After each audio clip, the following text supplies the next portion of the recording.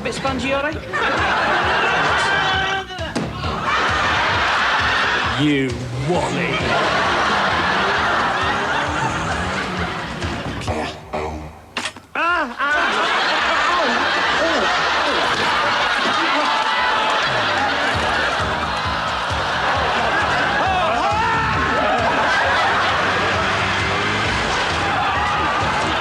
But I think it's unfair to say that everything he touches goes wrong.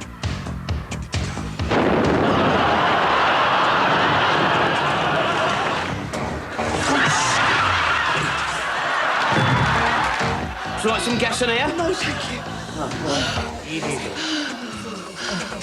It's good stuff, this. Sorry, is that your change over there?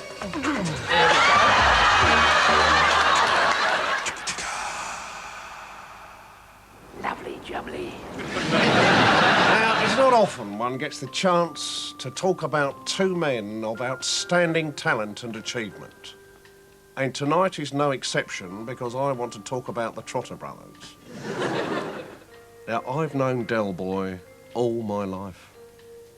From those early days when I'd pop round his flat when his father was out late-night shoplifting, right up until recently when he became a millionaire. Now, Derek was always very concerned with image, which I found pathetic. I think he got it from his late mother, who, if my memory serves me well, used to look like Cruella de Vil on bingo night. A Tom Jones fan with attitude. But I like to think that God put the Trotters on this earth to teach us that not everything in life has a purpose. Well, boys, market men, always looking to nick a pound anywhere, you know, and always ducking and diving. I like this life, though, don't you, Rodders, eh? Ducking and diving, wheeling and dealing, you know. It's exciting, isn't it? Unpredictable. You know, in this game, you can go out in the morning with 50 pence in your pocket and come home at night skinned. Exactly, yeah. Everyone knows a Del Boy, everyone knows a wheeler dealer, an entrepreneur. And it's just so funny. You know that overcoat you sold me, Dad? Yeah. It's got a great big lump in the back. Of course, it's genuine camel hair, isn't it? Oh, the bloke said Chinese. The squiggly stuff, the squiggly. That is Arabic, isn't it? And the Chinese is Japanese. It's a well-known fact that 90% of all foreign tourists come from abroad. So, we got to speak their lingo, ain't we? We? French, I like it.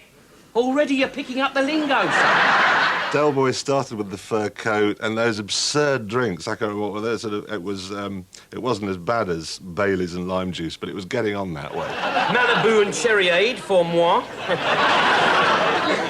Cheers. And caviar country clubs. Oh no, I hate it, Alan. I hate it. It's all put on. I mean, those people just do things for effect. When you see, you know, Del Boy and the way that he's trying to be sort of a real upper-class sort of person and seeing the way that he actually lives and, you know, it just gets funnier and funnier. Everyone likes it, really, because it's a story about losers, isn't it? I mean, you always want Del Boy and Rodney to do better and, like, his thing has always been this time next year we'll be millionaires and it's just, you know, it ain't going to work out for them. All right. So what's wrong with it? Open one. What's the combination? No sod knows, that's why they're rejects. There must be a bit of paper with them giving you the combination. Yes, there is. It's inside the briefcase, isn't it? Del's a Tory. I mean, he's a real Thatcherite. He's always expecting to get something for nothing. We are selling public water to the public. Ah, no, that is where you're wrong. Because this water used to be public, and then Maggie, she privatised it, didn't she, eh? It now belongs to a board of directors and a load of investors. They sell it to us, we sell it on. All we're doing is repackaging it. Nothing illegal in it. They could have you under the Trades Descriptions Act. You call it Peckham Spring, but it ain't from a spring. Yeah, well, Sainsbury's, they sell runner beans, but they ain't been round a track 3 times, have they? Del even turns to Rodney most weeks and says, you know, never mind, this time next year we'll be millionaires. Do you know what I mean? So they're always fighting, and I think the British can sort of relate to that. 11's is for wimps. I'm out there on the yuppie tightrope, me. I eat on the move, a mobile phone in one hand and a pot noodle in the other. Despite all the pretense and the file of facts and the ordering those ludicrous cocktails and falling over in the bar and so on and so forth and being Mr. 80s man, the point is that he was still this South London market trader underneath. All right, Rodney, all right. Look, so we don't pay VAT. We don't pay income tax or national insurance. On the other hand, we don't claim dole money, social security, supplementary benefit, do we, eh? Eh? The government don't give us nothing, so we don't give the government nothing. Right? We see the gamekeeper when we get down there and we pay him 25 quid. What, and he gives us a fishing permit? No, he shows us a hole in the fence. It's called business. It's called stealing. No, it ain't, Rodney. Listen to your granddad. It's called poaching. Righto, Del. Who nicked it? They are free to go, aren't they? Yeah, they're free to go, no charges. They can leave whenever they like. OK, give me his name. You've got nothing on me, either. No, you've got an immunity from prosecution. You've got less chance of a pull than the Queen. As long as I know. Right. For the third and last time of asking, who nicked the microwave off the back of the lorry?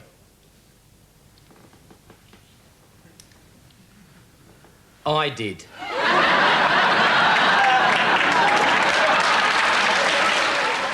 Meet me in the back of the car park in an hour's time. Yeah, cushy. It just sums it up, doesn't it, really? If everything's cushy, then everything's all right. No, nothing's wrong. Things couldn't be better, Rodney. This time next year, we'll be millionaires. There's something about David Jason, as if he says a thing more than 4 times on television, it enters into the sort of national lexicon. What's up? Plonker, you little plonker.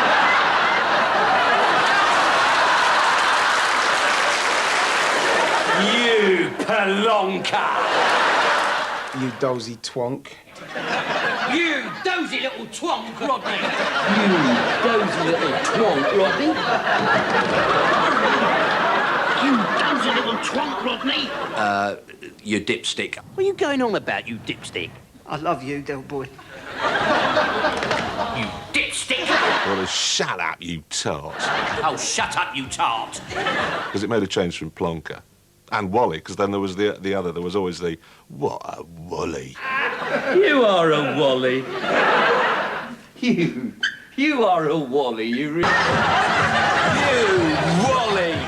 Very often you get a sitcom where, there are funny lines all the way through it, but nothing funny happens. Or there is a great character in it that makes people watch it because they like that character. But in this, all the characters are very good, very funny. Oh, hello, Trig. Here, how's your gran? Well, didn't you hear, Del? The old girl passed on. Oh, what a shame. I am sorry, Trig. Well, your fault, Del. Well, my favourite character is Trigger. I just like Trigger because, he's there as a bumbling idiot and is used as the butt of everyone's humour. Joyce, What? Why'd they call him Trigger? Does he carry a gun? No, it's because he looks like a horse. You knew my granddad, Arthur, didn't you, Mr. Trotter? Yeah, I knew Arthur all right. He was a smashing man. He took care of me when my mum went. Where was your dad? He died a couple of years before I was born. 5, 12, 6, 10, 9, 8. Done. That's the way to do business, Dave. Right, OK, Trig, let's move that. Who decided that Trig was always going to call Rodney Dave? Somebody sat down and said, he's always going to call him Dave, and he's going to call him Dave for 15-odd years. And we're always going to have it. And every time he calls him Dave, I have to be picked up from behind the sofa again. How you going, Dave? All right, Dave. Trig, why'd you call me Dave? My name's not Dave. My name's Rodney. I thought it was Dave. Oh, it's Rodney. You sure? Don't know if you remember the feature-length one they did, which was only on quite recently, actually, where he's walking up behind Del, who's giving that receptionist at the dentist surgery hell. Right, now you listen to what I've got to say.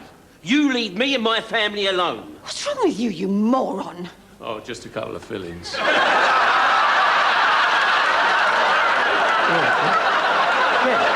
see you later.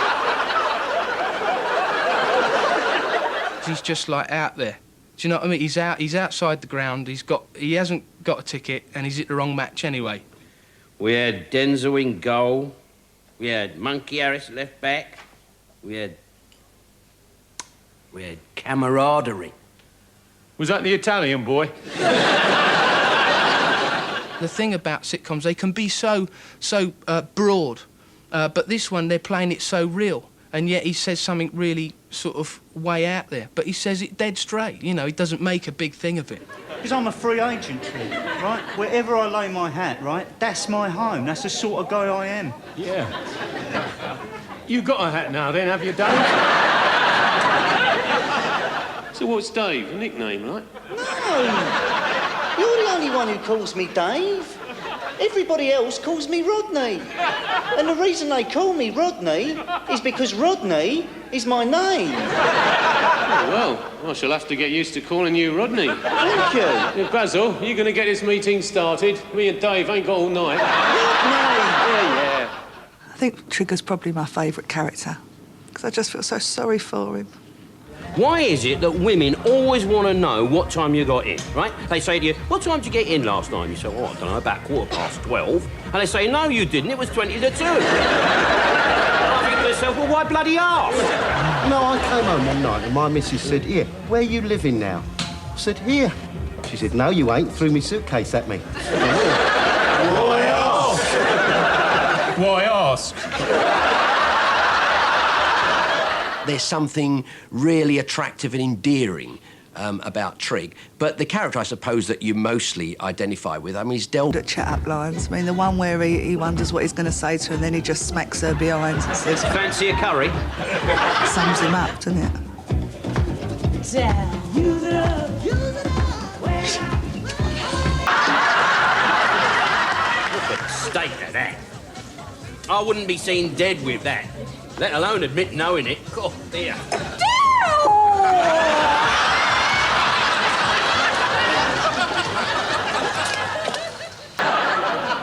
Dos du bonnet pavabor? Thank you, Sean. And then Del uses, like, major French, but he just can't. It always goes wrong, bless him. No, not goodbye, Margaret. No, just bonjour.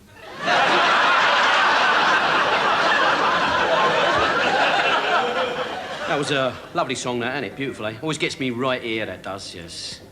Always brings back such poignant memories. Did you have an old dog? Oh, I've had many old dogs in my time. Just one thing, you better tell me your name. It's going to get a bit embarrassing if I keep having to call you Thingy all night. Sorry, yeah. Rodney. Irene. No, Rodney.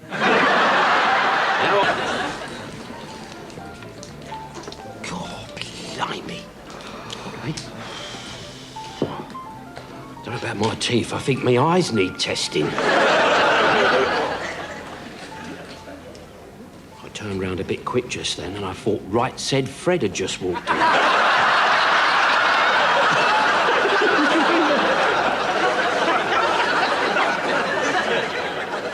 I suppose I identify more with Rodney because I'm a younger brother as well, and I sort of find myself just sort of without thinking about it, but following his course more than anyone else's and sort of sympathising with his role. Whatever the subject is, Mum had something to say about it on her deathbed.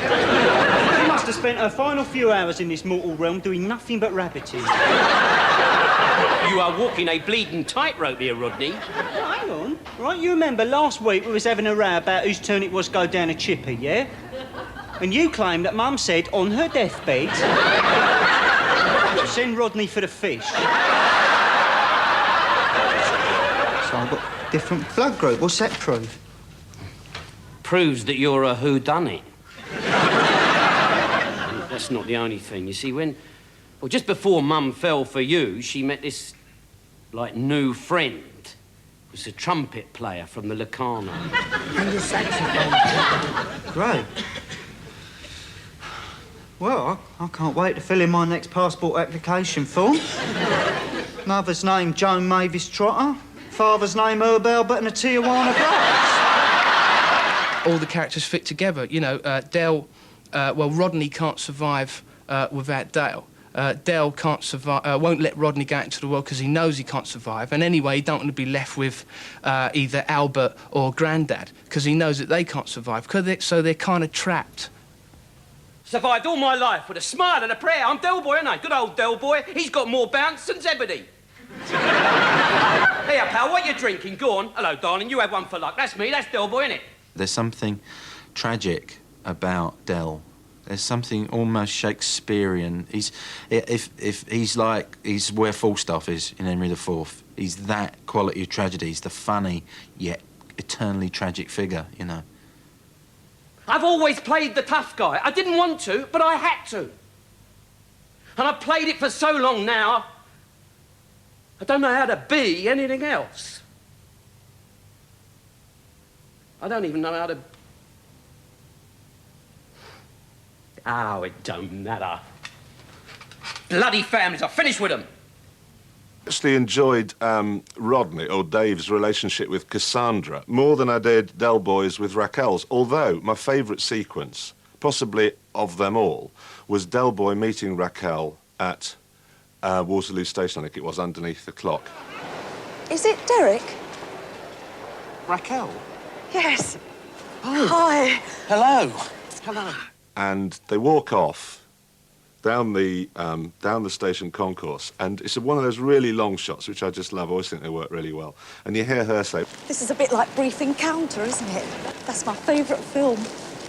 Oh, yeah. Oh, yeah. And it's mine. Yeah. and there's this delightful pause, exactly the right length of time, and he goes... My favourite bit is when the big spaceship comes down and all the little Martians come out. I call upon these persons here present. I call upon these persons here present. To witness that I, Rodney Charlton Trotter... that I, Rodney Charlton Trotter... I would appreciate it if the guests would conduct themselves in a manner more becoming to the occasion. Thank you. What keeps me wanting to sort of watch is you feel a sort of commitment to the sort of progress in these people's lives. Yeah, Mum. I know you can see us. Here he is, look. Your first grandchild. And last. And your last. You got a lovely family round you. You have. Does you have, look? See there? You got your Uncle Rodney there to play with. There's your great Uncle Albert. Oh, we're going to have such fun. We are, you mark my words. This time next year, we'll be millionaires. When Del Boy met Raquel and they had the baby, I thought that would probably be the end, but it managed to carry on after that. And even when Rodney got married, you'd have thought, oh, once the two brothers got married, that'd be the end. But I think everyone in it's so good, it just will carry on. Rodney. Hmm?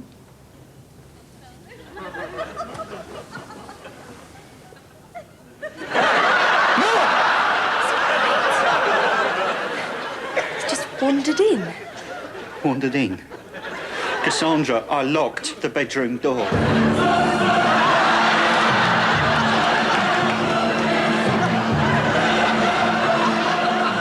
My favourite clip would have to be when they discover that... But the lines are funny as well. You very rarely get the two together, and it's visually funny. Turn it up, turn it up. The radar transmitter dish, similar to the one shown here, was stolen from the end of Gatwick Airport's main runway during the early hours of yesterday morning. When Del Boy's satellite dish brings the aeroplane in.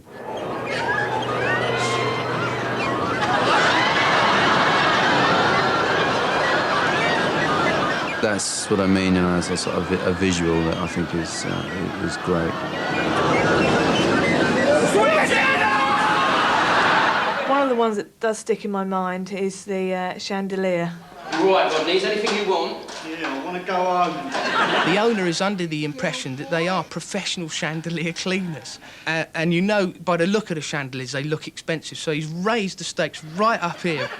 One more turn, Del. Ready for it to come tumbling down. You know something's going to happen. Now, brace yourself, Rodney. Brace yourself.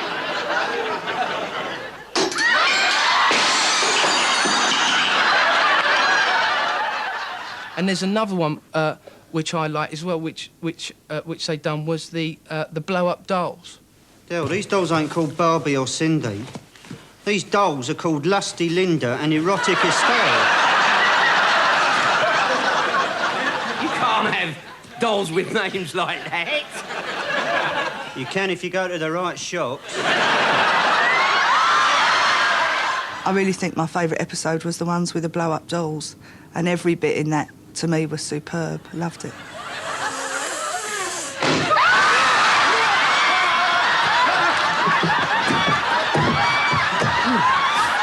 It was full of surprises. You never quite knew what was going to happen next. Over there, look, over there in the corner.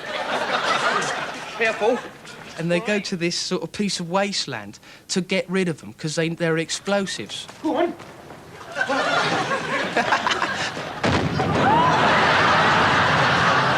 But it's his comment after the event to these three guys. It's what he says after. He lifts his head up from the floor and he says this line which just really cracked me up. Told him not to have the mutton vindaloo.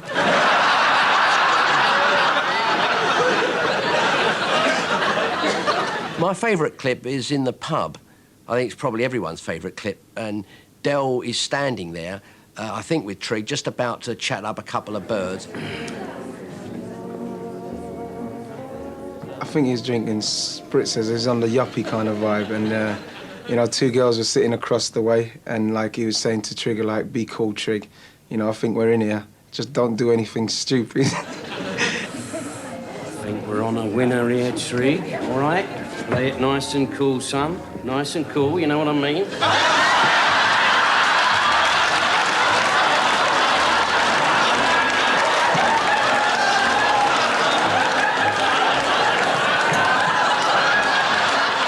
Brilliant timing, yeah. Drink up, we're leaving.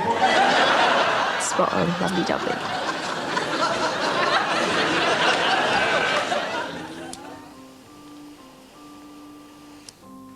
Well, there you have it. That was the Trotters.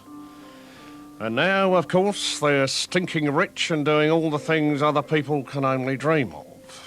Holidays in Barbados, Ferraris, private boxes at Ascot. And I say, good luck to them.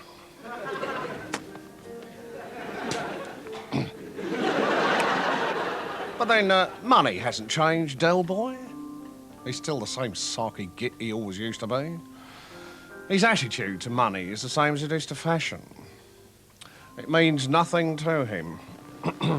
But I think the Trotters should be an inspiration to us all.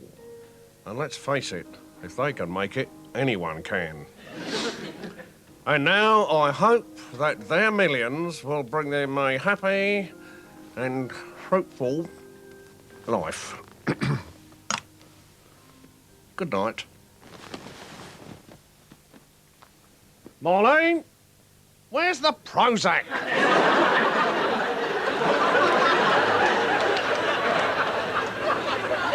You want to go first, or should I? Well, yeah, why don't we go together? Yeah, all right. 1, 2, 3.